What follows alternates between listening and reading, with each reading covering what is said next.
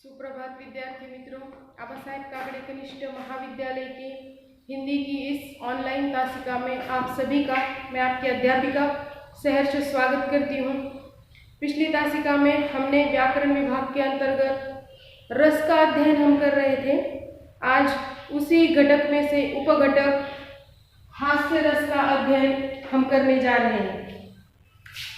हास्य यह हमारे मन में विद्यमान एक ऐसा भाव है जो परिस्थिति के अनुसार उत्पन्न होता है, जो जिसे कि हम अपना स्थायी भाव कहते हैं। जन्म से लेकर मृत्यु तक वो हमारे अंदर विद्यमान ही रहता है। बस परिस्थितियां जैसी होगी उस परिस्थिति के अनुसार वह भाव हमारे मन में उद्दीपित होता है। तो आइए सबसे पहले हम हास्य रस का स्थायी भाव देखते हैं। हास्य रस का स्थायी भाव हर्ष होता है, क्योंकि परिस्थिति के अनुसार अलग अलग चीजें जब हम ऐसी देखते हैं जिसके कारण हमारे मन में हंसी का भाव उत्पन्न होता है, वही हमारा स्थायी भाव है जो हमारे हृदय में विद्यमान है। इसलिए हम उसे हास्य रस का स्थायी भाव हास्य कहेंगे। हास्य रस की परिभाषा हम देखते हैं। जब काव्य में किसी विचित्र वेशभूषा, अटपटी आकृति, क्रियाकला, रूप, रंग, वाणी एवं व्यवहार को देखकर, सुनकर, पढ़कर हमें हमारे हृदय में हास्य का भाव उत्पन्न होता है, वहां हास्य रस की निर्मिति होती है। जब हम कोई काव्य पढ़ते हैं, उस काव्य के अंतर्गत जब हम किसी की विचित्र वेशभूषा को पढ़ते हैं, हम अगर मंच पर कोई नाटक देख रहे हैं, उस नाटक में कोई ऐसा पात्र हम देखते हैं जिसकी वेशभूषा विचित्र है, जिसकी अदाकारियां बड़ी ही विचित्र है, वो अपने चेहरे के अलग अलग भाव बना रहा है, अटपटी सी हरकतें भी कर रहा है, जिसके कारण हमारे हृदय में हास्य का भाव उत्पन्न होता हो, तो ऐसे पद को हम पढ़ते हैं, ऐसी कविताओं को हम पढ़ते हैं, या फिर नाटक सभागृह में हम ऐसे नाटक देखते हैं तो अपने आप हमारी हंसी फूटती है। वहां पर हास्य रस होता है, यानी हास्य रस की निर्मिति होती है।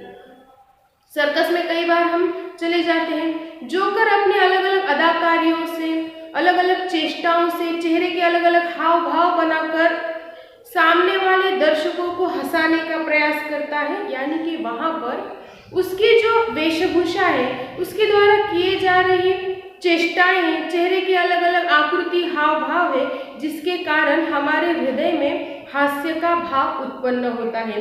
यानी हास्य रस के अंतर्गत स्थायी भाव हास्य है, उसके अंदर आलंबन क्या है, किसके कारण हमारे मन में हास्य का भाव निर्मित हो रहा है, हास्य रस की निर्मिति क्यों हो रही है? क्योंकि विचित्र स्थितियां वहां पर उत्पन्न होती हैं, या फिर किसी व्यक्ति की विचित्र वेशभूषा है, या फिर मूर्खतापूर्ण उसकी कृतियां हैं, जिसके कारण हमारे हृदय में हास्य का भाव उत्पन्न होता है। उद्दीपन है। कई बार कवि सम्मेलन में देखते हैं हम, हास्य कवि सम्मेलन के अंतर्गत अलग अलग किस्म की उक्तियां, हास्य रस उत्पन्न करने वाली कविताएं पढ़ी जाती हैं। अलग अलग चेष्टाएं या स्थितियों का निर्माण जहां पर किया जाता है, वह उद्दीपन का कार्य करती है। यानी हमारे मन में विद्यमान जो हास्य का भाव है, उसे और उद्दीपित करने का कार्य ये स्थितियां करती है। अब यह जो भाव है मन में, यह उद्दीपित हो गया। हास्य का भाव जब हृदय में उद्दीपित हो गया, तो हम अपने शरीर के किन भागों से इसको अभिव्यक्त करते हैं, उसे हम अनुभव कहते हैं। तो अनुभव, हास्य रस में अनुभव क्या है कि दांतों को निकालना, हम खिलखिलाकर हंस उठते हैं, इतना हंसते हैं कि कई बार हमारा पेट हिलने लगता है, और कई बार हमारे हंस हंसकर हमारे आंसू भी निकलने लगते हैं। यानी हमारे आंखों द्वारा छलकने लगती है वो खुशी, वो हंसी। कई बार हम आंखें मूंछने का काम करते हैं। तो ये सारे जो अनुभव है, यह हास्य रस के अंतर्गत होते हैं। यहाँ पर हमने ये हास्य रस की परिभाषा देखी। हास्य रस किन कारणों से निर्मित होता है, इसके बारे में जानकारी ली। हम उदाहरण के द्वारा समझने की कोशिश करते हैं कि हास्य रस कैसे निर्मित होता है। उदाहरण क्रमांक 1 हमारे पाठ्य पुस्तक में है। तंबूराली मंच पर बैठे प्रेम प्रताप, सांस मिले 15 मिनट, घंटा भर आलाप, घंटा भर आलाप राग में मारा होता, धीरे धीरे खिसक चुके थे सारे श्रोता। यहाँ पर इस उदाहरण में हास्य कवि एक प्रेमी का यहाँ पर वर्णन कर रहे हैं और वे बता रहे हैं कि मंच पर तंबूरा लेकर प्रेम प्रताप बैठा हुआ है और वह साज मिलाने की कोशिश कर रहा है, राग को स्वर को मिलाने की कोशिश कर रहा है। और मंच पर बैठने के बाद सामने सारे दर्शक है, श्रोता है, और ऐसे में 15 मिनट तो उसको साज मिलाने के लिए, साज छेड़ने के लिए ही लग रहे हैं। और घंटा भर आलाप, उसने घंटा भर आलाप लिया है और राग के गोता खाए जा रहे। जिस तरह पतंग अपना गोता मारती है कटने से पहले, ठीक उसी तरह घंटा भर यह राग में गोता मारे जा रहा है। और यह सारी आकृतियां देखकर उस गायक की वो सारी हरकतें देखकर धीरे धीरे सारे श्रोता वहां से खिसक चुके हैं। यानी यहाँ पर हम देखेंगे तो हास्य रस की निर्मिति यहाँ पर होती है। ये 15 मिनट तो सांस छेड़ने के लिए लग रहे हैं, फिर राग को आलापने के लिए बहुत सारा समय लग रहा है, और ये सारी विचित्र चेष्टाएं देखकर, ये सारी हरकतें देखकर सारे के सारे श्रोता उस जगह से खिसक चुके हैं।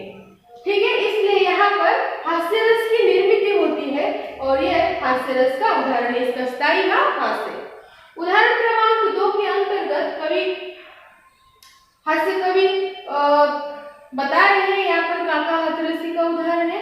मैं ऐसा शूरवीर हूँ, पापड़ तोड़ सकता हूँ, अगर गुस्सा आ जाए तो कागज मरोड़ सकता हूँ। यहाँ पर शूरवीर की बात की है और वो कह रहे कि मैं ऐसा शूरवीर हूँ, मैं बड़ा ही वीर व्यक्ति हूँ जो क्या कर सकता हूँ, पापड़ को तोड़ सकता हूँ, और मुझे जब बहुत तेज गुस्सा आ जाता है तब मैं कागज को मरोड़ सकता हूँ, ऐसा शूरवीर मैं हूँ।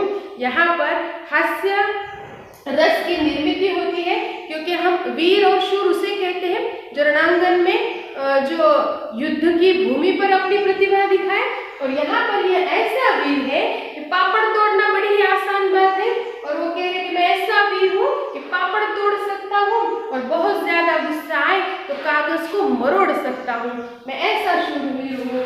यहाँ पर कवि के द्वारा हास्य रस की निर्मिति की गई है, इसलिए यह हास्य रस का उदाहरण है।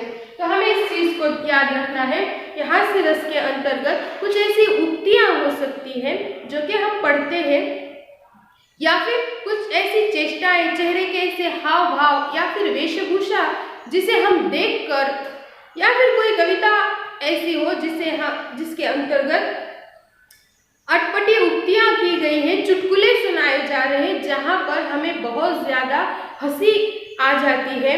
हास का भाव जो हमारे हृदय में विद्यमान है वह उद्दीपित हो जाता है, वहां पर हास्य रस की निर्मिति होती है। परीक्षा की दृष्टि से ये याद रखना है कि हास्य रस का स्थायी भाव जो है वह हास होता है, जो कि हमारे हृदय में पहले से ही विद्यमान है, बस अलग अलग परिस्थितियां, स्थितियां, व्यक्तियों के अलग अलग वेशभूषाएं, चेष्टाएं, अलग अलग आकृति, चेहरे के हाव भाव देखकर, सुनकर, पढ़कर हमारे हृदय में यह हास्य का भाव उत्पन्न होता है। हम खिलखिलाकर हंसने लगते हैं, हमारा पेट हिलने लगता है, हमारे दांत निकलने लगते हैं, हमारी आंखें मिचमिचाने लगती है। यह सारे अनुभव जहाँ पर उत्पन्न होते हैं वहाँ पर हास्य रस की निर्मिति होती है।